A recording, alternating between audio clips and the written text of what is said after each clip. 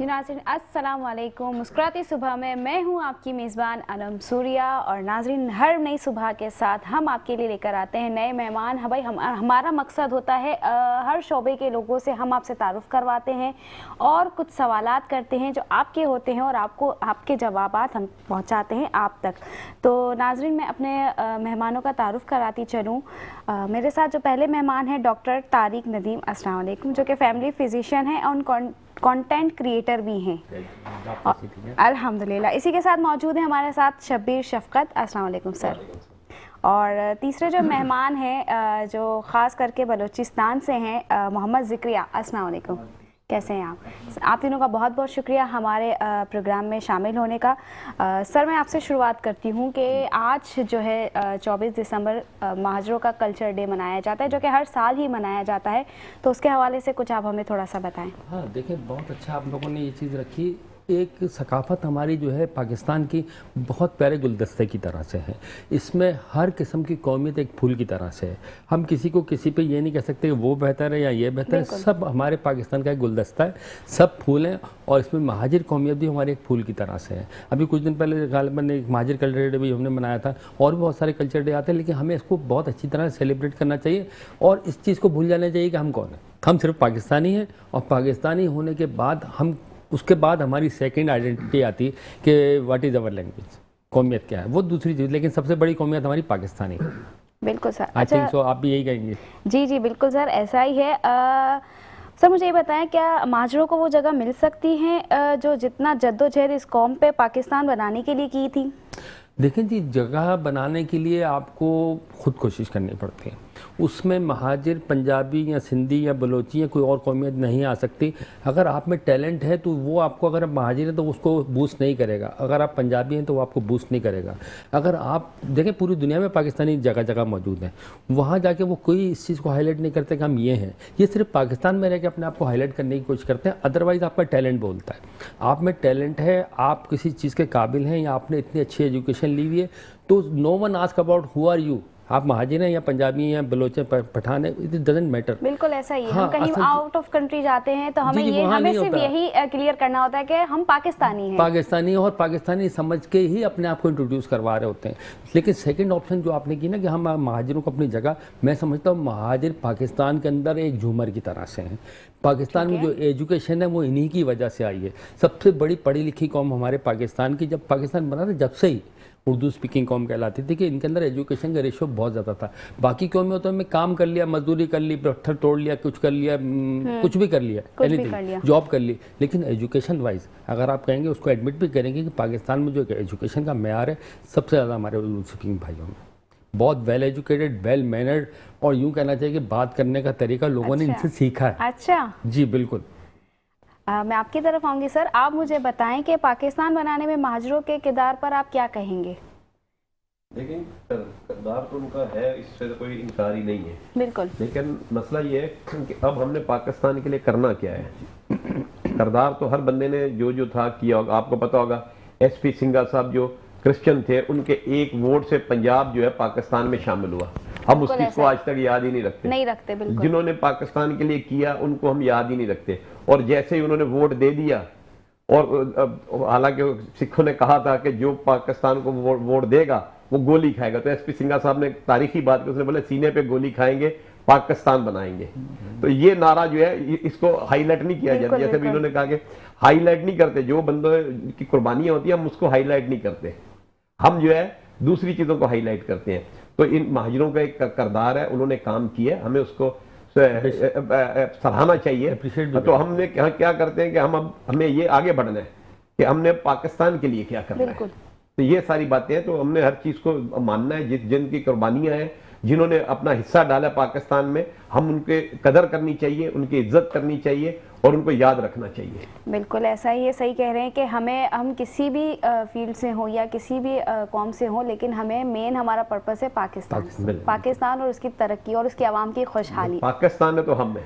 बिल्कुल। आप देखिए, पाकिस्तान से बाहर चले जाए, आपको कहीं लिखा होगा ना पाकिस्तान होटल, या आपको पाकिस्तान का झंडा मिल जाए, तो आपके दिल में अजीब किस्म की खुशी महसूस होती है। बिल्कुल। आप ऐसे, मैं नेपाल में था, तो मैं, आप यकीन करिए, मैं पाकिस्तान वापस एक दिन मैं रहा, मेरा दिल नहीं लगा, मैं वापस आ रहा था और बड़ा बोर था। जैसे ही मैंने एयरपोर्ट पे आया तो पीआईए का त्यारा सामने देखा, आप यकीन के मैं से चौड़ा होकर चलने लग गया। पीआईए का देखा, मेरे अंदर ऐसे हो गया, मैं मान लो कि ये कुछ खुशी भी की नहीं लहर है। एक दौड़ ऐसे जाती अजीब है, किस्म की बिल्कुल मेरे कि अंदर हाँ। भी जज्बा पैदा हो गया, मैं ऐसे अकड़ के चलने लग गया। ये तो बिल्कुल हमारे और लिए आसिम फखर खान ने की करने बात का मौका और दे दिया। है। पीआईए का त्यारा देख के मेरे अंदर ये बात पैदा हो गई। फखर की बात है, हमें फखर महसूस होता है हमारे पाकिस्तानी होने पे। मैं आगे चलूंगी। अच्छा, आप मुझे ये बताएं कि आपका ताल्लुक जीटीआई से है, तो उसका थोड़ा सा मुख्तसर सा तारुफ आप पेश करें। Zakaria Lodhini, youth MP Balochistan and deputy press JTI Balochistan. ठीक है।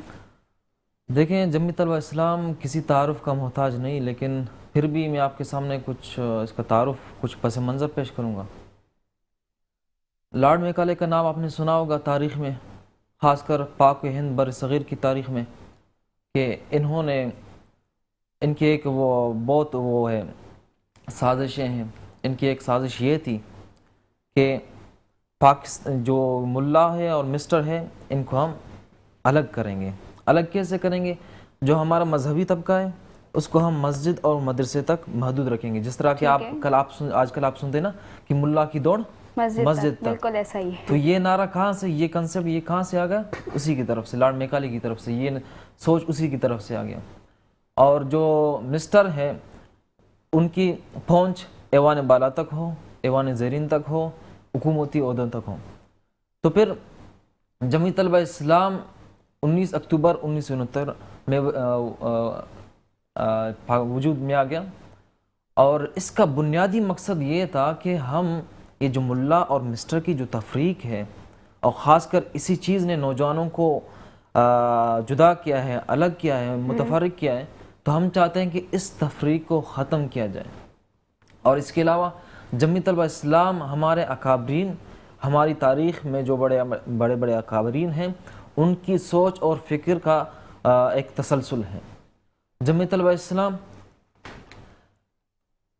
देखिए, आपने बहुत सारे तलबा स्टूडेंट तंजीम का नाम सुना होगा, लेकिन जमीयत इस्लाम उनसे कुछ मुख्तलिफ है। अच्छा। तकरीबन जब ये वजूद में आ गया, जब ये बन गया, तो उसके बाद 1 साल बाद पूरे पाकिस्तान में ये फैल गया।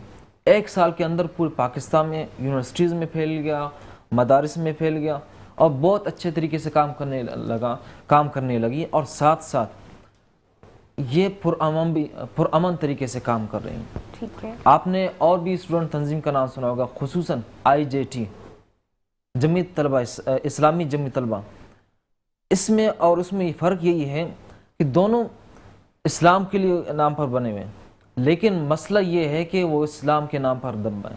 साफ बात है, क्योंकि इस्लामी जमीयत तलबा कि आपने बहुत सारे वाक़यात सुने होंगे, यहाँ तक कि उन्होंने स्टूडेंट्स को जो इदारे हैं उनको हलाक करने की खबरें भी आ गई। हाँ, मैं वही कहना चाहूँगी कि आप ये कह रहे हैं कि ये हमारी एक इस्लामिक जमात है, तो उस पर गुंडागर्दी, हाँ, गुंडागर्दी और तशद्दुद के इल्ज़ामात क्यों लगते हैं, उस पर क्या कहेंगे आप? देखिए, ये बिल्कुल गलत सोच है कि इस्लाम, यहाँ पर एक चीज़ बताता हूँ, मैंने आपको पहले भी बताया ना कि JTI और IJT, इन दोनों में फ़र्क है। और IJT को आप मुख्तसरन जमीयत भी कहते हैं, सही है, माशरे में जमीयत वाले भी कहते हैं, और JTI जमीयत तलबा इस्लाम, इन दोनों में फ़र्क है। जमीयत तलबा इस्लाम बिल्कुल पुरअमन स्टूडेंट ऑर्गेनाइजेशन है, ये बिल्कुल पुरअमन तरीके से काम कर रही है।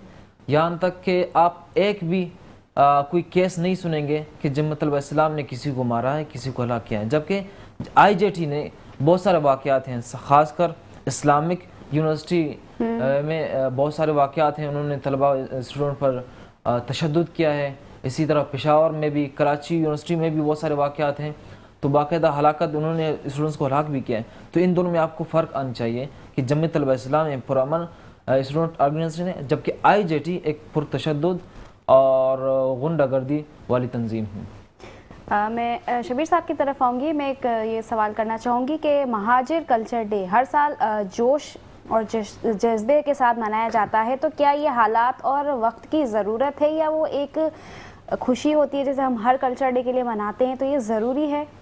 मैं समझता हूँ कि ऐसे कल्चर डे हर एक को मनाने चाहिए, क्योंकि आपको पता, हम कराची वाले, खुसूसन कराची वाले, बड़े घुटन के माहौल में रह रहे हैं।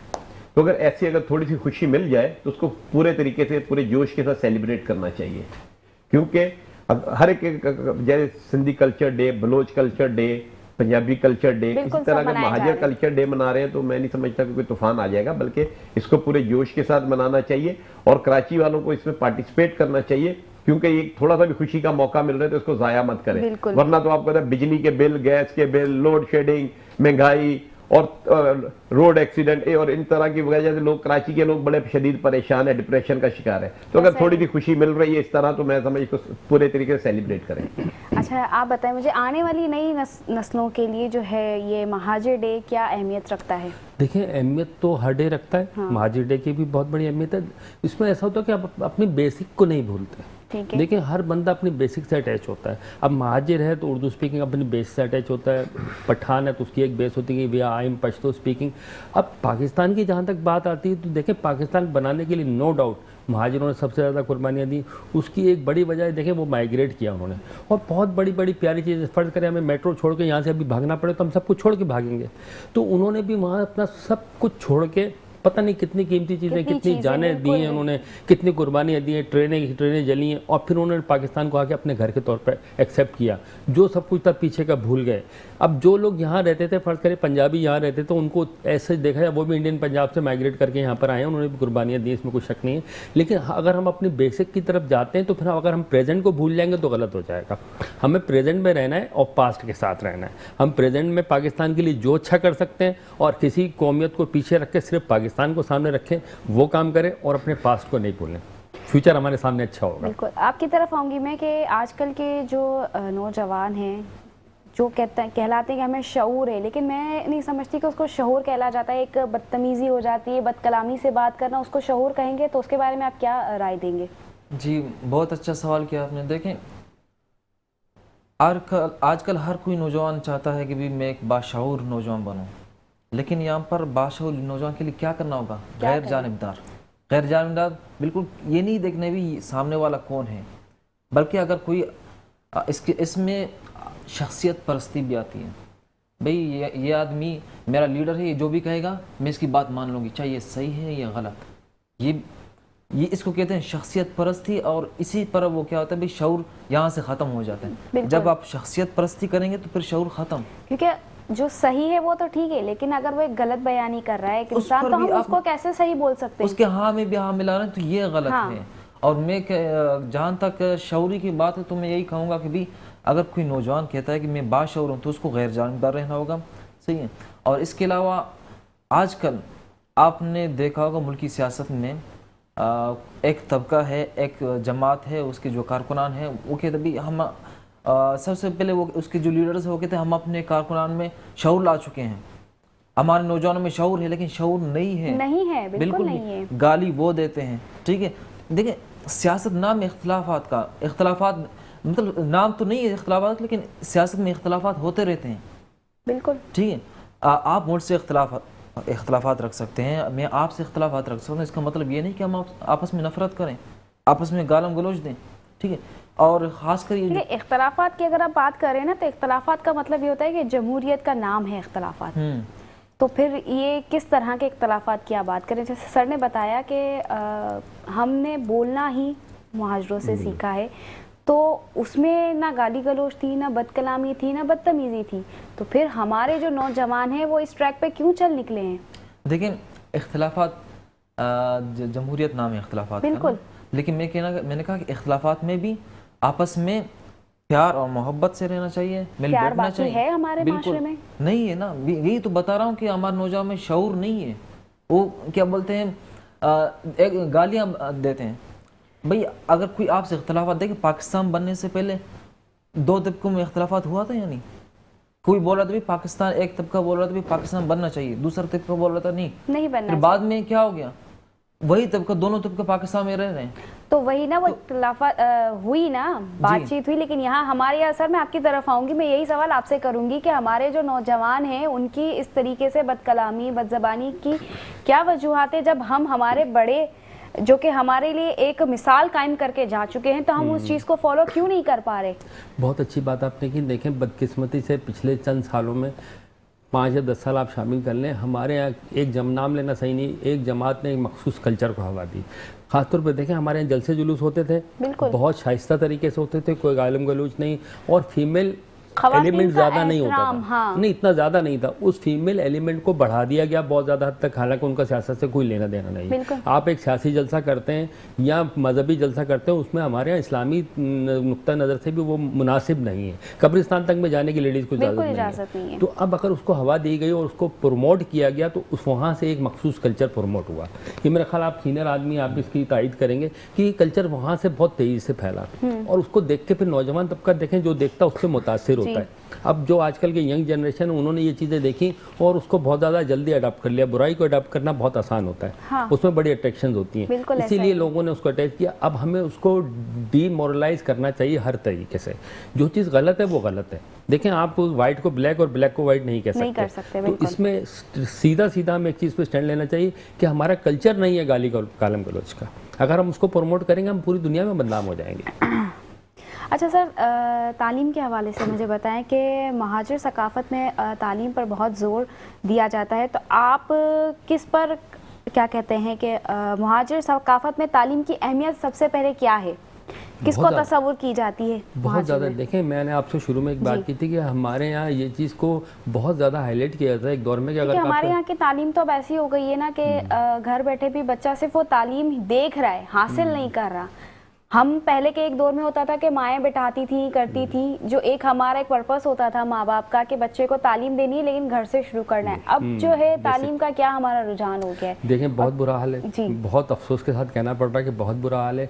उसकी वजह बहुत सारी है कि माओ ने, मैं बाजार सी बात है, लेडीज़ की बात आ जाएगी, लेकिन जो है करनी पड़ेगी बिल्कुल। कि माओ ने बच्चों को निगलेक्ट करना शुरू कर दिया। बच्चे थोड़े से निगलेक्ट हो रहे हैं, जो केयर उनको चाहिए वो नहीं मिल पा रही है। हर हवाले से देखा जाए, स्कूल जाने के हवाले से, स्कूल से वापस आने के हवाले से, दीगर एक्टिविटीज़ के हवाले से माओ का किरदार थोड़ा लिमिट हो गया। अब उसकी बहुत सारी वजूहत हैं, बड़ी लंबी बहस कुछ है। थोड़ी सी बताएं। हाँ, जैसे देखिए, कि माओ की अपनी मसरूफियात बहुत हो गई। पहले माएँ इतनी मसरूफ़ नहीं होती थी, उनका महवर बच्चे ही होते थे। उनकी तमाम मसरूफियात बच्चों से शुरू होती थी और बच्चों पे ही ख़त्म होती थी। अब माओ के पास दूसरी मसरूफियत आ गई, फॉर एग्जांपल मोबाइल फ़ोन आ गया और मोबाइल में बहुत सारे ड्रामे और ये चीज़ें आ गई। मतलब सिनेरियो टोटल आप समझ रही होंगी कि उसमें माओ ने बच्चों को टाइम देना कम कर दिया।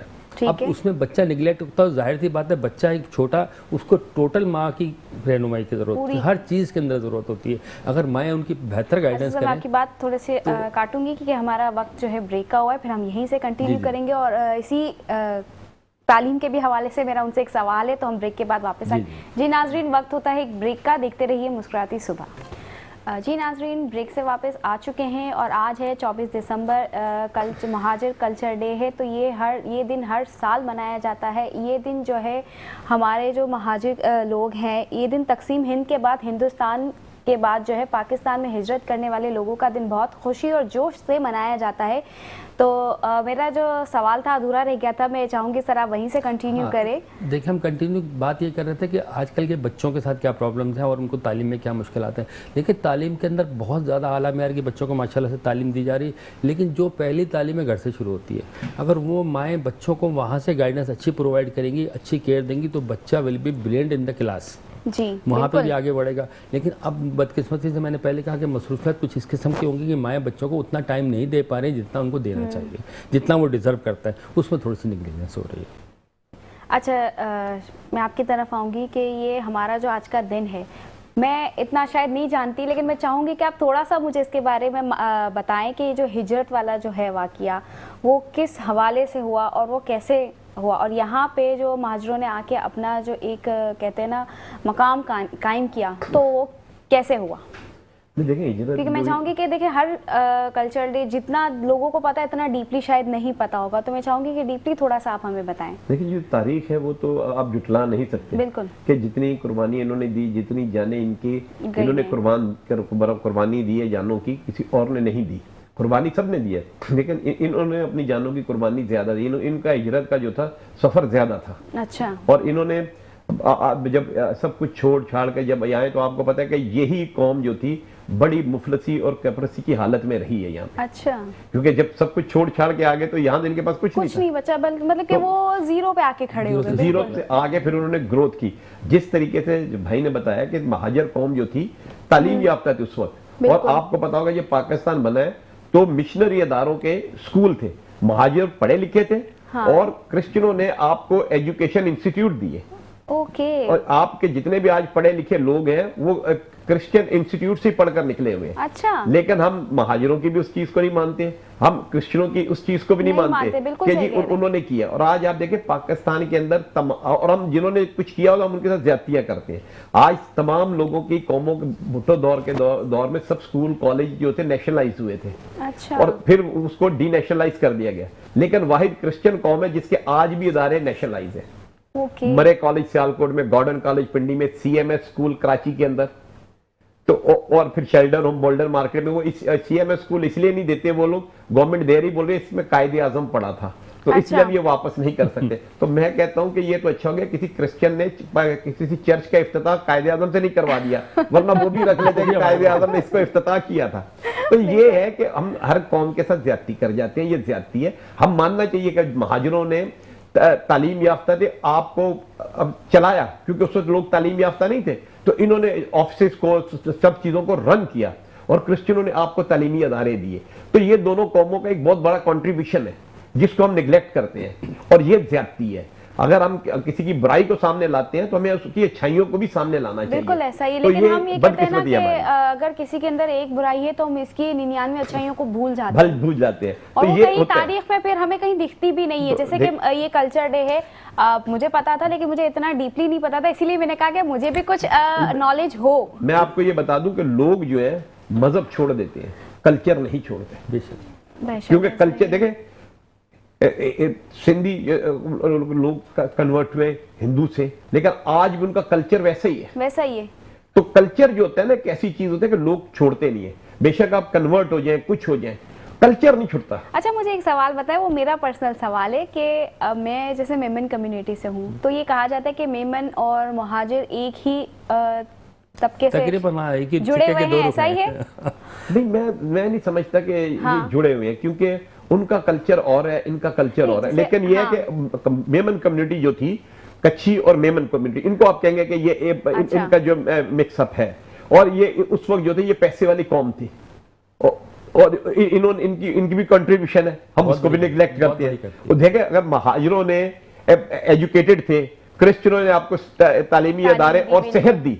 अच्छा अच्छा। आज डॉक्टर रूथ फॉ जगह आप देखें ना, लेप्रेसी को आप पाकिस्तान फ्री किसने किया? क्रिश्चियन लेडी थी ना डॉक्टर रूथ फॉ। आज पाकिस्तान लेप्रेसी से फ्री है। तो मेमन कम्युनिटी ने, कच्छी कम्युनिटी ने आपको जो है पैसों से सपोर्ट की। और आपको कराची के अंदर, आपको लियारी के अंदर जो लोग आबाद हैं, ये अब्दुल्ला हारून लेकर आए थे इनको आबाद करने के लिए। अच्छा। आज भी आप देखें अब्दुल्ला हारून कॉलेज है लियारी के अंदर, उन्होंने बड़ी डेवलपमेंट की। हम उस फैमिली को भूल गए, हमने उसका साथ नहीं दिया। इलेक्शन में भी हमने उसका साथ नहीं दिया था। देखें, इनकी बात थोड़ी सी करते हैं, बीच में कुछ ऐड करता हूँ। लेकिन जब पाकिस्तान नहीं बना था, वहाँ से अगर हम थोड़ी सी चीज़ों को देखना शुरू करें, अंग्रेज़ों ने और हिंदू जो उस वक्त हुकूमत में थे, उन्होंने मुसलमानों को जानबूझ के पीछे रखा हुआ था हर मामले में। अब उसमें एजुकेशन में हमारी वहाँ कम्युनिटी, महाजिर कम्युनिटी बहुत ज़्यादा थी। जब वो वहाँ से माइग्रेट हुए तो वही पढ़ा लिखा तबका था जो यहाँ आके परेशानी में मुब्तला हुआ। यहाँ के लोग तो यहाँ थे, तालीम उन्होंने इस इलाके को इतना डेवलप होने भी नहीं दिया था। पूरा इंडिया आप देखें, बम्बई, दूसरे इलाके, उनको डेवलपमेंट हो चुकी थी, इन इलाकों को तो कुछ दिया ही नहीं था। ये सारा पाकिस्तान बनने के बाद हमारी इज्तिमाई कोशिश थी, उसमें महाजिर कौमियत का बहुत बड़ा हाथ था, क्योंकि एजुकेशन उन्हीं के पास थी। उन्होंने लोगों को शऊर दिया कि भाई एजुकेशन भी है, सब उनको देख के एग्जाम्पल सेट हुई और फिर लोगों ने पढ़ना लिखना शुरू किया। ये पूरा एक सिनेरियो वहीं से चला। और आपको यहाँ एक तस्वीर कर दूं। सर, हमारा ब्रेक का वक्त हो रहा है, तो ब्रेक के बाद हम कंटिन्यू करेंगे। जी नाजरीन, वक्त होता है एक ब्रेक का, देखते रहिए मुस्कुराती सुबह। मैं आपको जी नाजरीन, ब्रेक से वापस आ चुके हैं और ब्रेक में हम कुछ डिस्कस कर रहे थे।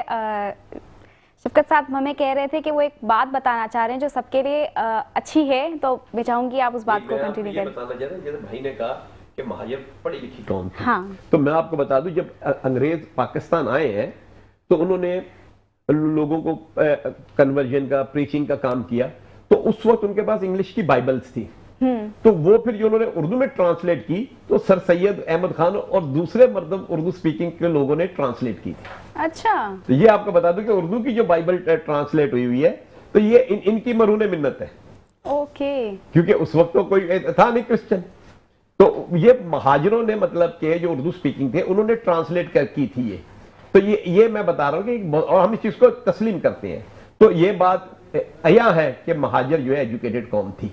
बिल्कुल। पाकिस्तान बनने से पहले। हमें बताने वाला कोई नहीं है, मसला यही है। अब जैसे मैंने आपसे पूछा ना, अगर मुझे ये चीज पता होती तो मुझे आपसे पूछने की जरूरत है। अगर मुझे एक चीज पता होगी तो मैं आगे अपने बच्चों को बता सकती हूँ कि भाई ये महाजिर डे क्या है, महाजिर कौम क्या है, कि उनकी क्या मेहनत है, क्या एफर्ट्स है। अच्छा, मैं उनकी तरफ आऊंगी। मैं आपका नाम भूल गई फिर से। जकरिया जी जी, आप एक स्टूडेंट भी हैं और इसके साथ साथ आप जो है कारोबार भी कर रहे हैं, तो आजकल के आने वाले नौजवानों को आप इसके बारे में क्या राय देंगे कि कैसे मैनेज करें? देखिए, आजकल आपको अक्सर शिकायत मौसूल होंगी कि भाई फ़िलहाल स्टूडेंट ने माशी कमज़ोरी की वजह से, मईशत कमज़ोर होने की वजह से उसने पढ़ाई छोड़ दी। ऐसा ही है। ऐसे ही है ना। और इसके अलावा ऐसा भी हैं जो पढ़ भी रहे हैं, मजबूरी के हालत में पढ़ रहे हैं, जो फ़क्र फाके और इसके अलावा मसाइब झेल रहे हैं, लेकिन फिर भी आपने सुना वो बहुत परेशानी के आलम में। बिल्कुल। तो अब इस मौके पर क्या करना चाहिए? देखिए, मैंने यूरोप का निज़ाम पढ़ा, तो वहाँ पर ये तरीका ये होता है कि स्टूडेंट पार्ट टाइम जॉब करता है और एक वक्त में वो स्टडी भी कर रहा स्टडी भी होता करता है। है। ऐसा ही है। अगर वो मॉर्निंग टाइम में स्टडी करता है तो फिर वो शाम के इवनिंग में, वक्त हाँ, वो अपनी करता जॉब है। कर रहा होता है। और शाम के वक्त अगर वो स्टडी कर रहा है तो फिर वो सुबह के वक्त। यहाँ पर वहाँ की जो गवर्नमेंट है ना, और वो बाकायदा स्टूडेंट की हेल्प करती है। और साथ साथ वहाँ पर ये कंसेप्ट है कि भाई जो नौजवान है वो खुद कफील भी बने, चाहे वो उनके वालिदैन अरबपति हों, खरबपति हों, लेकिन उनको खुद कफील बनाने के लिए, अपने बच्चे को खुद कफील बनाने के लिए थोड़ा सा वर्क करवाते हैं, थोड़ा सा काम करवाते हैं, ताकि वो आइंदा हालात है उनका सामना करे आसानी से। और यहाँ पर इसके अलावा कि इस चीज़ को हम कैसे ख़त्म करें, इस चीज़ को हम ख़त्म ऐसे करेंगे कि सबसे बड़ा रोल होगा यहाँ पर ना, वो गवर्नमेंट का होगा। बाकायदा गवर्नमेंट वो गरीब स्टूडेंट्स के लिए बाकायदा फ़ंड दे दें उनको, ठीक है। अगर फंड नहीं दे सकता तो कम से कम ऐसे उनको कारोबारी मौके फराम करे, ताकि घंटे में, 2 घंटे में, 3 घंटे में वो काम करे, अपना गुजर बसर कर लें, अपना गुजारा कर लें। यहाँ पर बदकिस्मती से पाकिस्तान में ऐसा है ना कि जब तक आप किसी शॉप में, किसी दुकान में, किसी कंपनी में कम से कम 8 घंटे, कराची का तो मुझे मालूम नहीं है, मैं बलसां की बात कर रहा हूँ, कि जब तक आप उनको 8-10 घंटे नहीं देंगे, या फिर 2-3 घंटे, कम से कम 4-5 घंटे नहीं देंगे, तो वो आपको काम के लिए नहीं रखते। ऐसा ही है, यहाँ भी ऐसा ही है। ऐसा ही है ना। क्यों शफी साहब, यहाँ भी ऐसा ही है। पूरे पाकिस्तान में बिल्कुल। ऐसे बल्कि यहाँ तो अब हमारे टाइमिंग को ज्यादा ही बढ़ गई। पहले तो एक 9 to 5 की टाइमिंग होती थी, अब तो कोई टाइमिंग ही नहीं है। हाँ बिल्कुल, आजकल तो 12-12 घंटे ले रहे हैं। बिल्कुल। और उसके बाद भी हमसे मजीद काम लिया जाता है, जैसे हमें एक रोबोट समझ लिया गया है। देखिए, भाई ने अभी जो बात की है ना कि बाहर के मुल्क में, हमारे मुल्क के अंदर जो है हुकूमतें काम बहुत करती हैं, लेकिन मसला जो हुकूमत के आगे लोग होते हैं ना, वो करने नहीं देते। अभी देखें, जैसे BSN के एडमिशन्स हो रहे हैं, आप देखें सारे BSN के लिए उन्होंने पहले से ही पैसे लेके सारा चीजें सारी कर ली। अब मुझे बताएं, जो बच्ची पढ़ी लिखी होगी, गरीब होगी, उसको एडमिशन नहीं मिलेगा तो क्या होगा? एक बच्ची जो काबिल नहीं है, लेकिन वो पैसे दे के BSN में दाखिला ले रही है, वो MBBS में दाखिला ले रही है, तो इस चीज को रोकने की जरूरत है। हम जो है टैलेंटेड बंदों को जाया कर रहे हैं, हमारे काबिल बच्चों को एडमिशन नहीं मिल पाता। गवर्नमेंट को इस चीज को देखना चाहिए। अब क्या है कि फलां बंदों का इतना कोटा है, फलां बंदों का इतना कोटा है, फलाने अदारे का इतना कोटा है, तो अब बताएं जो गरीब और काबिल बच्चा है वो क्या करेगा? अब जैसे कि इन्होंने बताया कि स्टूडेंट के साथ साथ काम भी कर रहे हैं, वरना पहले ऐसा नहीं होता था। पहले तो एक बच्चा जब पढ़ाई कर रहा था तो एक पूरा जो घर का जो सरबराह है, जो उस बच्चे का बाप है, वो पूरी मेहनत लगा देता है कि मेरा बच्चा अच्छी पढ़ाई करे। अब अगर एक बच्चा पढ़ाई कर रहा है तो उसे यही बताया जाता है कि आपने अपने एक्सपेंस खुद निकालना है। तो उसमें कहाँ हमारी कोताहियां हैं और कहाँ जो है हम उस चीज़ को सही कर सकते हैं। हाँ देखिए, बड़ी अच्छी बात आपने की। आजकल का जो दौर चल रहा है, फिलहाल यूँ समझे इन्फ्लेशन इतनी ज़्यादा हो चुकी है कि सारी फैमिली जब तक मिलके नहीं काम करेगी, काम नहीं चल सकता। और एजुकेशन इतनी एक्सपेंसिव हो चुकी है कि एक अकेले फादर के लिए उसको बेयर करना मुश्किल हो जाता है। बहुत मुश्किल तो वो कंट्रीब्यूट करती हैं, मदर भी जॉब कर रही होती हैं। आजकल सिनेरियो इस तरह का बढ़ चुका है, और बच्चे भी अपनी पढ़ाई के साथ पार्ट टाइम काम करते हैं। इसमें कोई बुराई नहीं है। देखें, हम हर चीज़ में कॉपी करते हैं यूरोप को, इंग्लैंड को, वहाँ ये हो रहा होता है। हमारे पाकिस्तानी बाहर पढ़ने जाते हैं, मेरा बेटा बाहर गया हुआ है, वो उनको 5 आवर्स 8 आवर्स करना पड़ता है, क्योंकि आजकल एक्सपेंस एक बंदे के सर पे पूरा घर 8-8 बंदों का 10-10 बंदों का नहीं चल सकता। ये रियलिटी है। यहाँ पर मैं एक और चीज़ बताना चाहूँगा। देखिए, आपने अक्सर वाक़यात सुने होगा कि भाई फिलान ग्रेजुएटेड है, स्टूडेंट ने मतलब ग्रेजुएशन के बाद उसने कारोबार शुरू किया, हाँ ठीक है, ये फिलहाल ने ये कि फिलहाल मायूस हो गया, बहुत सारे वाकयात हैं हमारे सामने, अगर सर्च करें तो आप मुकम्मल हिस्ट्री आपको मिलेगी। तो जब हम कारोबार और तालीम साथ साथ करेंगे और गवर्नमेंट हमारी हेल्प करेगी तो इसका क्या फ़ायदा होगा? देखिए, इसका फ़ायदा ये होगा या तो आप ग्रेजुएशन के बाद कारोबारी बनेंगे, ठीक है, जब कारोबारी बनेंगे तो आपने जितनी भी तालीम हासिल की है ये मुकम्मल आपको फ़ायदा देगा, ठीक है। इसका मतलब ये नहीं कि आप अगर आप जॉब करेंगे या नौकरी लेंगे या फिर किसी बड़े ओहदे में जाएंगे तब भी आपका कारोबार आपको वो करेगा, क्योंकि इंसान के मुख्तलिफ हालात आते हैं, इंसान पर मुख्तलिफ हालात आते हैं, कभी वो नहीं, हालात अप डाउन होते रहते हैं और हमें हालात के हिसाब से चीजें फेस भी करनी पड़ती है। लेकिन जब एक बंदा फेस करने के बावजूद भी अगर वो डाउन पे ही है तो उसे वो कैसे खड़ा हो? देखिए वही यही तो बताया कि हमें शुरू से स्ट्रगल करनी चाहिए ताकि हम जॉब के साथ साथ हमारा साइड बिजनेस भी हो, ताकि अगर बच्चों का उनका हम वो कर लें, चला लें उनको और आसानी से, और ताकि उनको मुश्किलात भी पेश ना हो। और इसके अलावा इस तरह करने से मेरे ख्याल से जो सबसे बड़ा किरदार करना होगा गवर्नमेंट को करना होगा, बिल्कुल, ठीक है, ताकि हमारे जो स्टूडेंट्स हैं वो आसानी से अपनी तालीम मुकम्मल कर सकें और जो है कुछ ना कुछ, मैं कहती हूँ छोटे से छोटा कारोबार भी अगर वो अपना कर ले तो हमारे लिए यही होता है कि कुछ बंदा अचीव कर लेता है आगे जाके। कम से कम अगर पाकिस्तानी स्टूडेंट्स दिन में सिर्फ 1000 रुपये, सही है, कम से कम 500 भी कर देना तो इंशाल्लाह वो आसानी से अपना काम, अपनी तालीम जारी रख सकेंगे। कम से कम 500, और 500 देने के लिए हुकूमत क्या कुछ नहीं कर सकती, लेकिन क्या है, गफलत के शिकार हैं। और इसके लिए मैं मेट्रो 1 की तवज्जो से मैं कहूँगा कि वो ज़रूर इस पर काम करें ताकि हमारे तलबा के लिए भी आसानी हो। बिल्कुल, ये हमारा जो प्रोग्राम होता है वो इसीलिए होता है। अब ये आजकल बहुत आसानी हो गई है हमारे लिए सोशल मीडिया दौर में कि हम अपनी बात जो है हर घर तक पहुंचा सकते हैं। पहले तो एक होता था कि एक मैसेज किया या किसी के घर जाके, अब ये है कि हर घर, कुछ लोग तो देखते होंगे कहीं ना कहीं किसी के माइंड में कोई चीज़ तो डाइवर्ट होती होगी कि भाई ठीक है हम ही शुरुआत कर लें। अगर नहीं कर रही, अगर ये हमारी बड़े जो है नहीं कर रहे, हमारी गवर्नमेंट नहीं कर रही, तो हम ही कहीं से शुरुआत कर लें।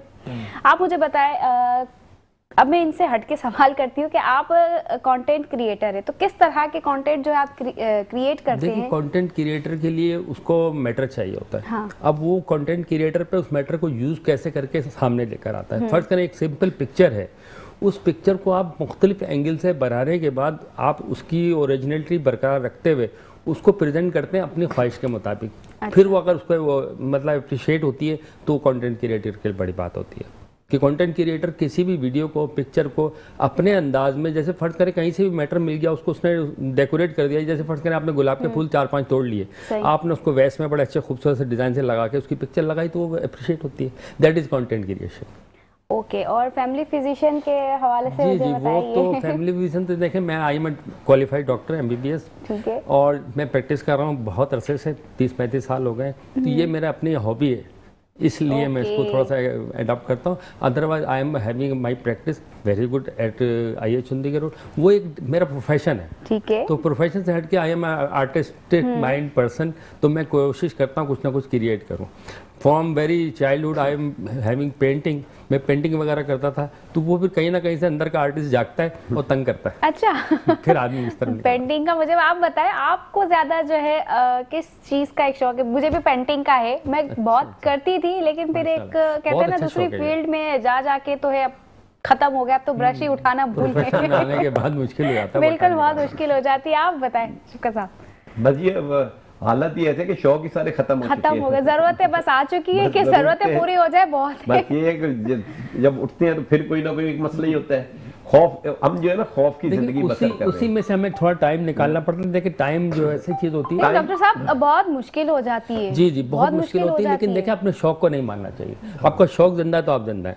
आपको यही तो खूबसूरती कि आप अपनी मसरूफियत में से थोड़ा सा टाइम अपने लिए निकालें, आपका शौक पूरा कैसे निकाले? बस ये मसला तो है ना, टाइम ही जो ऐसा हो गया, बंदा एग्जॉस्ट हो चुका है। बिल्कुल बिल्कुल। तो आप जो है टाइम कैसे निकाल सकेंगे, क्योंकि आपको सोचने समझने की सलाहियत ही खत्म है, आपको तो एक ट्रैक पे डाल दिया गया है। बिल्कुल।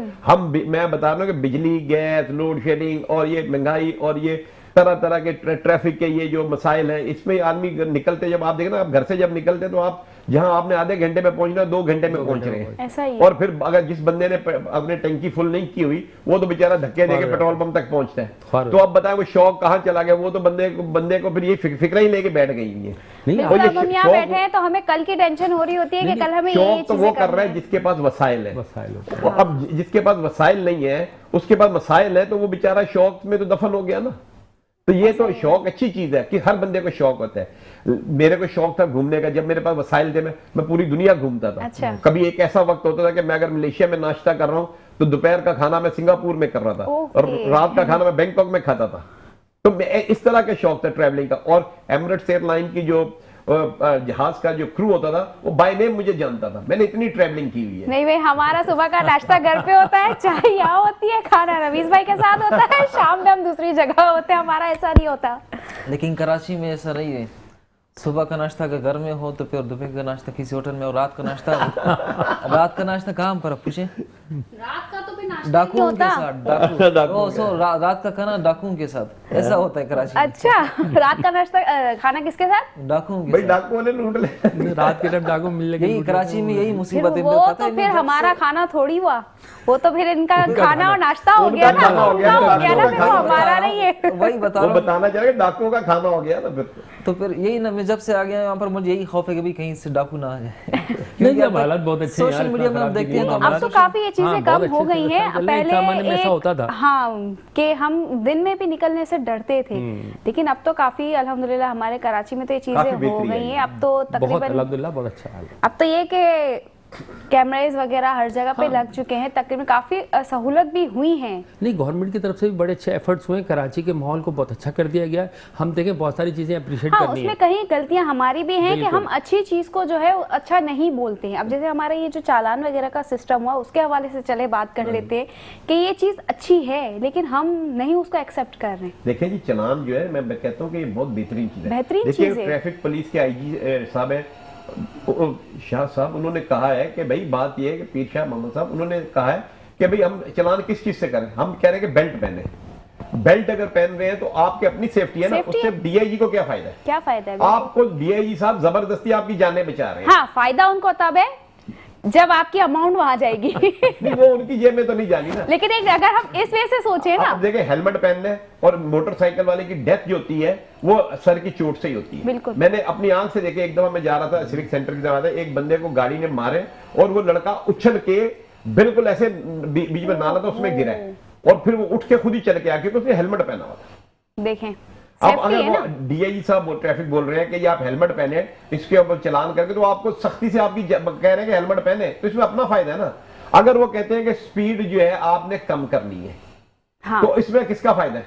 हमारा आपके फायदा। पास अगर आप स्पीड कम चला रहे हर हैं जगह ये हमें एक बोर्ड दिया जाता है, साइन बोर्ड लगाया गया है कि आहिस्ता चलाएं, ड्राइव स्लोली। और आप देखिए एक बंदा गलत आ रहा है कराची में, तो आपको पता है हर बंदा गलत आ रहा Wrong है। में अगर जा आप तेज चला रहे हैं तो आपका टाइम ही नहीं होगा। और यहाँ कराची के अंदर क्या है कि जिस बंदे ने मुड़ना है ना, उसने ओवरटेक क्या करना है, आगे से करनी है। आगे से करनी है। ट्रैफिक का असूल है कि आपने अगर मुड़ना है तो आप आगे वाले को जाने दे, पीछे से आपने क्या करना है, आपने मुड़ना है। अब आप ऐसे आ रहे हो, जो सीधा जा रहा है वो जाके आपको टक्कर लगी, तो अगर ट्रैफिक वो आप बोले स्पीड लिमिट कम करें तो इसमें आपका फायदा है।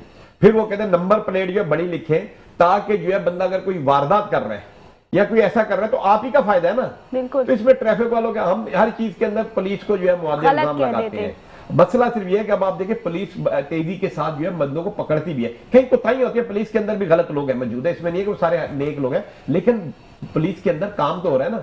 अगर ना हो रहा होता तो कराची में अमन कैसे हो रहा होता? बिल्कुल नाज़रीन, हमारा मकसद यही होता है कि जो जिन गलत चीज़ों का हम शिकार हो रहे हैं तो उन्हें हम सीधा करें, हमारी जो सोच है उसको थोड़ा सा बदलें और कुछ अच्छाइयाँ जो हमारी तरफ गवर्नमेंट ला रही हैं उसको हम समझें और आगे चीज़ों को बेहतरीन करें। तो नाज़रीन, आप बहुत शुक्रिया आप तीनों का आने का, बहुत अच्छा लगा आप लोगों से गुफ्तगू करके। तो नाज़रीन, यहाँ वक्त होता है हमारे ब्रेक का। देखते रहिए मुस्कुराती सुबह।